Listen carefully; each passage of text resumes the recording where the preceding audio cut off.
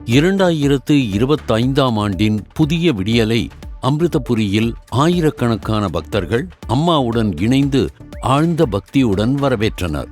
அவர்கள் கடந்த ஆண்டிற்காக நன்றி செலுத்தி அந்த அனுபவங்களை பற்றி மனம் விட்டு சிந்தித்தனர்.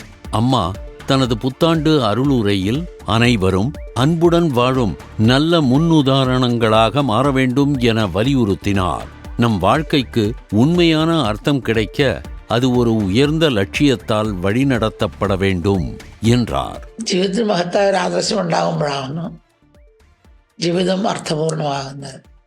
വിവേകവും കാരുണ്യവും കൈമുതലാക്കി അമ്മയുടെ മക്കൾ ലോകത്തിന്റെ മാതൃകയെ തീരണമെന്നാണ് അമ്മ ആഗ്രഹിക്കുന്നത്. மாலை நேரத்தில் உலகம் முழுவதிலிருந்தும் வந்த பக்தர்கள் கலந்து கொண்ட பாரம்பரிய கலை நிகழ்ச்சிகள் நடைபெற்றன.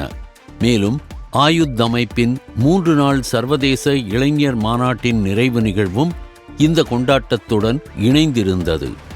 இந்நிகழ்வின் நிறைவில் அனைவருக்கும் பாயசம் பிரசாதமாக வழங்கப்பட்டது.